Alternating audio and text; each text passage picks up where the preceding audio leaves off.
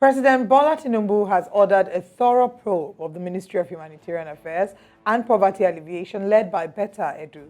This is according to a statement released by the Minister of Information and National Orientation, Mohammed Idris.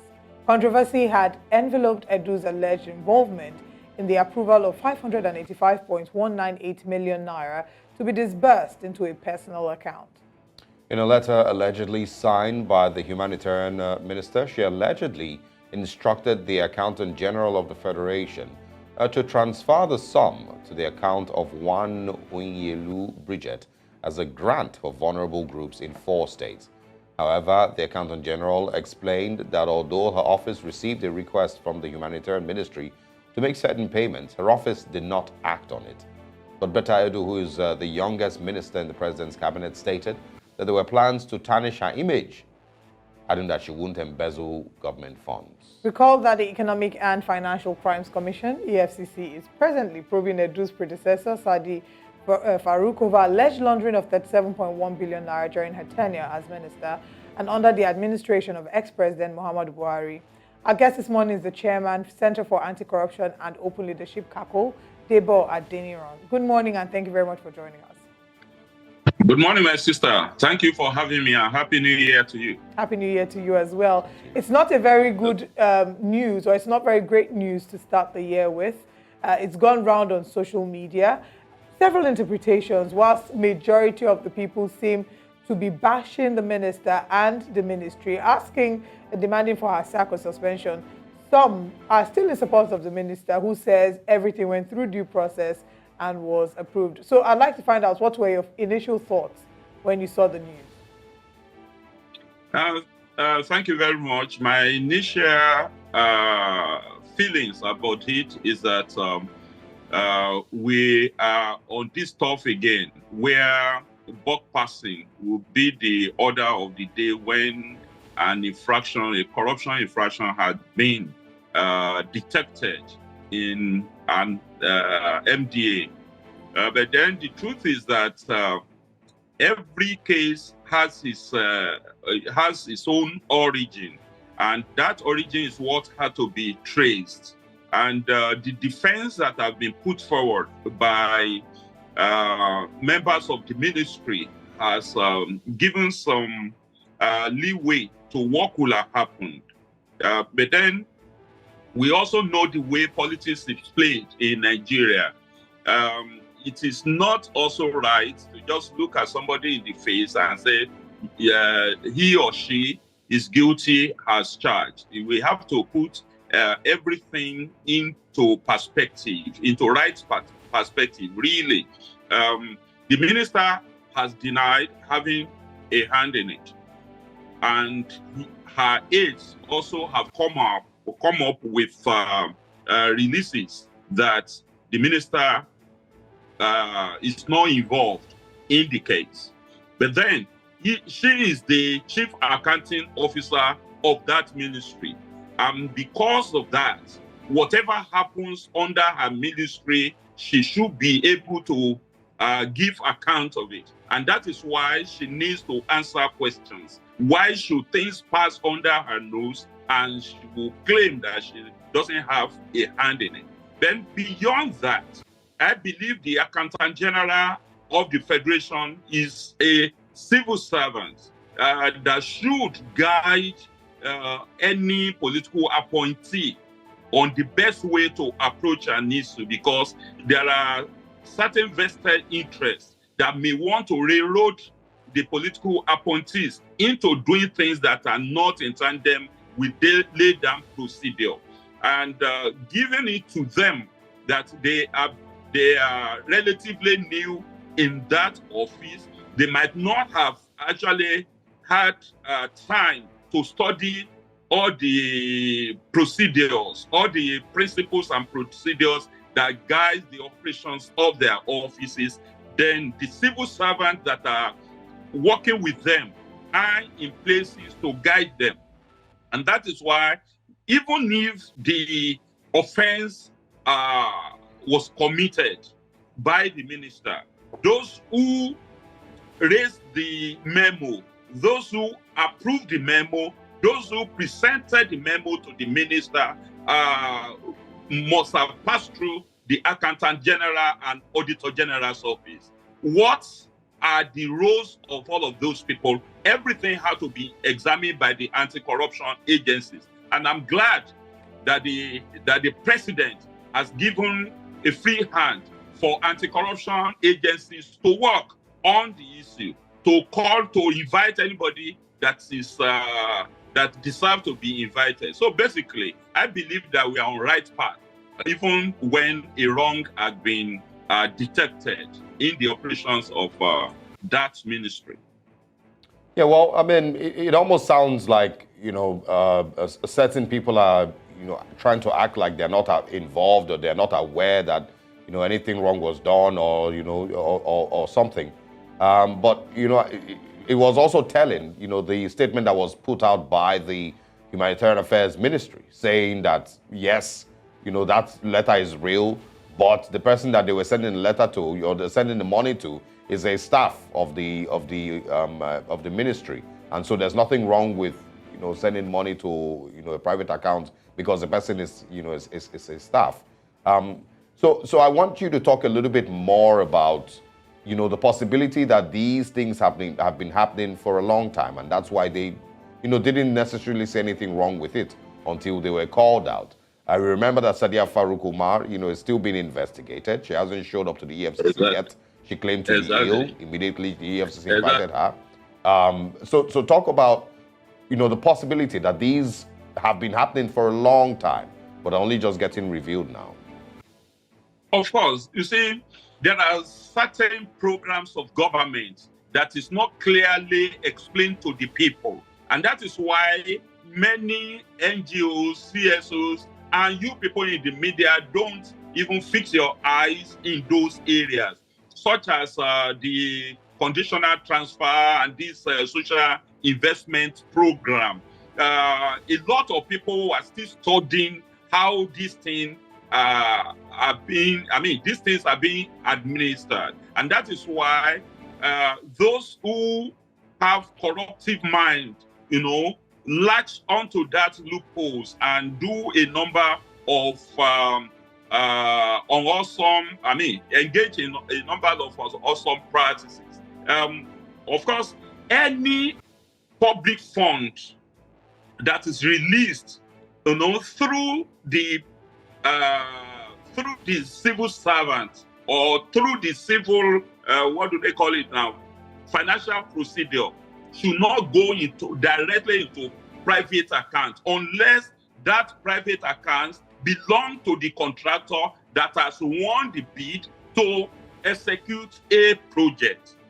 Even if it went into the account of the minister directly, it is an infraction against the law, because the minister's account, bank account, is her private affair and should not be used to convey public fund into, for any procurement or any expenditure that could have been approved. Even if it was approved officially, it doesn't have to pass through private person's account. Then the corporate account that it should go into should be in accordance with the contract that could have been awarded. That is, if it had to go through the corporate account of any other firm at all. But then, what we have been told is that, because the recipient, the beneficiary of that 585 million thing is the staff of a ministry, is a public servant, or is a civil servant. That is not correct. She doesn't deserve anything going into her account more than what is due her. It has to be her salary and maybe other emolument, not public fund. So whatever had taken public fund into account is against the rule. It's against the civil service. What do they call it? Public service rule, and that is the reason why she had to answer for it. And like I said before, the minister is the chief accounting officer of her ministry. The accountant general and auditor general also have, questions to answer, because it has to pass through their noses before it is finally approved. And that it has always been happening like that. All of these nebulous programs and agenda of government have always been shrouded in secrecy, in a way that the public doesn't even understand the procedure, the laid down procedure for distributing all of these largesse.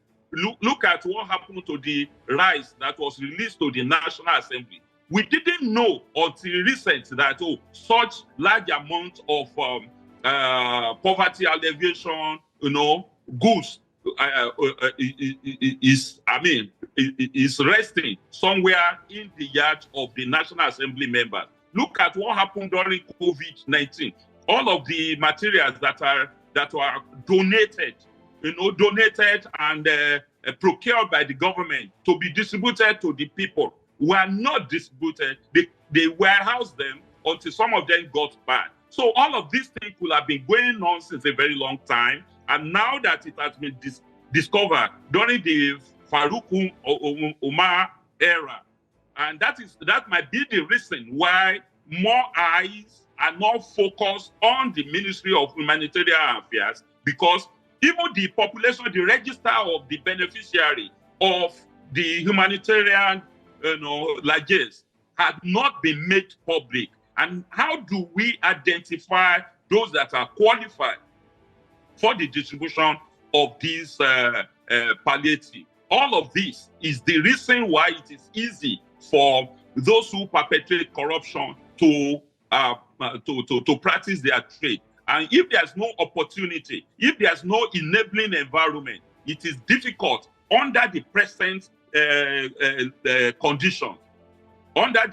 where we have several legal instruments, to commit corruption crime. But then, if those who should oversight the ministry do not do the needful, then it gives them the opportunity to perpetrate the corruption crimes that we are witnessing. Okay, so now I think the next perspective would be to look at what next, right? You, of course, talked about how this is not allowed. Nigeria's Financial Regulations 2009, Section 713, clearly prohibits mixing of public and private funds. And that section goes further to say that anyone who does this will be assumed to have done so with fraudulent intent. So many have called for her sack, some have called for her suspension. And the president has said that they would look into this and investigate this. But how do you foresee that this would eventually turn out? What will become of this case? Do you think it's going to be one of those that will make a lot of noise about, sweep under the carpet and move on to the next big story? How do you foresee this will play out?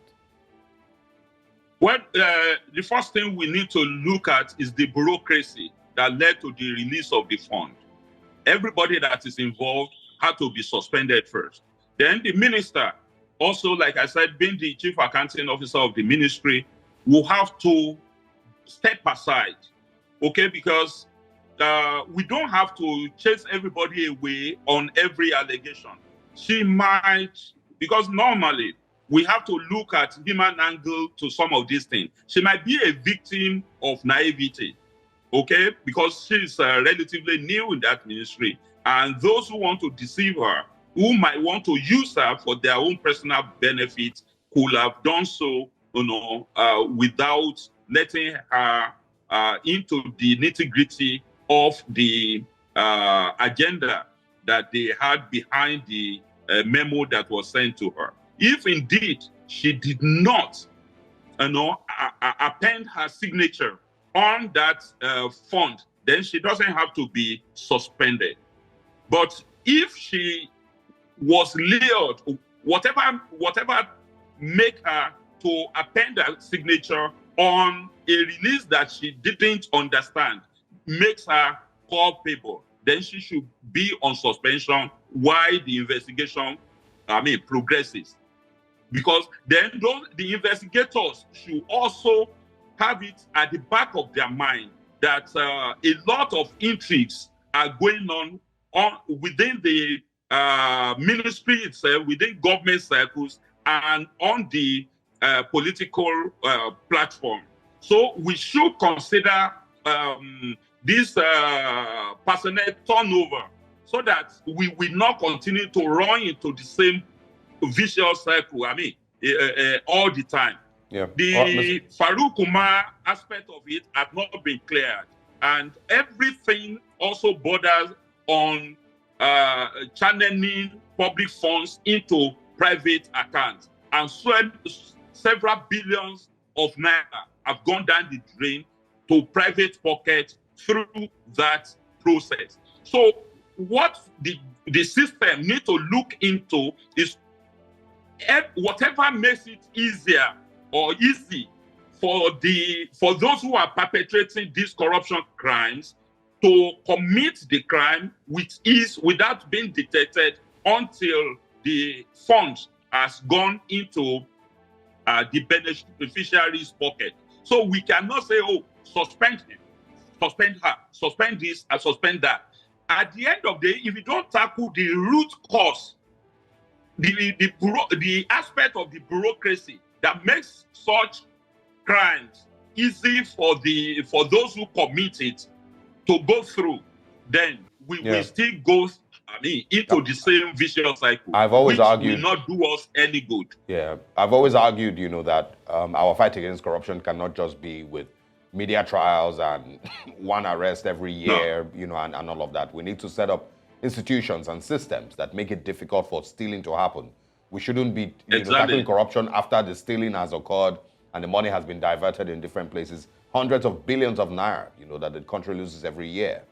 But I also wanted to ask two things. The first one would be that we don't have a lot of history to look back at and say that when the president gives orders to the EFCC to investigate, one case or the other, the person eventually, is likely found guilty and things are fixed. Maybe that's why, we never see these systems improve with the fight against corruption. So share, what you think, with regards Sadia Farouk Umar, Betta Edu now, and then other cases that we've heard about in the past that don't give Nigerians any hope that this will lead, anywhere, if we're being honest. That's one. And then the second one is, if the Accountant General's office says that, well, they got a letter, but they didn't honor the letter. Money didn't, move into anybody's account. They didn't, approve it, and nobody was paid. Does that get Betta Edu or any other person involved off the hook? Simply because they didn't receive any money.